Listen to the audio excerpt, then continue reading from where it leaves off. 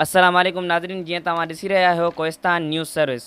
PP minority wing Sindh जे सदर ऐं MPA डॉक्टर लालचंद उकराणी थाणो बुलाखान जे न्यू मेमण मौला में सुई गैस लाइन जो इफ़्तिताह कयो।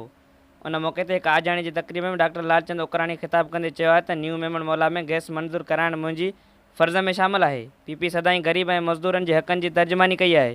हिन वधीक चयो त तब्दीली सरकार 3 ॾींहंनि जे अंदरि मुल्क जी मैशियत जो ॾेवालो कढी छॾियो आहे। इमरान ख़ान खे हाणे घर बेड़ो थियणु घुरिजे। डॉक्टर लालचंद उकराणी वधीक चयो त पीपी कोहिस्तान जे माण्हुनि खे रोज़गार ऐं मुख़्तलिफ़ स्कीमूं ॾिनियूं आहिनि। जल्द बेरोज़गारनि खे नौकरियूं ॾेई एहसास मरूमी दूर कई वेंदी। तक़रीब खे पीपी तहलके थाणो बुलाखान जे सदर भगवान दास कोहिस्तानी, पीपी सिटी जे सदर खादिम मेमण, मिनाटी विंग जामशोरे जे सदर हरीश कुमार कोहिस्तानी, पीपी थाणो बुलाखान जे इंफॉर्मेशन सेक्रेटरी इम्तियाज़ मंगराड़, पीपी लेडीज़ विंग जी अॻवान आपा कलसूम ख़ासकेली, पीपी अॻवान माशूक हमलानी ऐं ॿियनि ख़िताब कयो।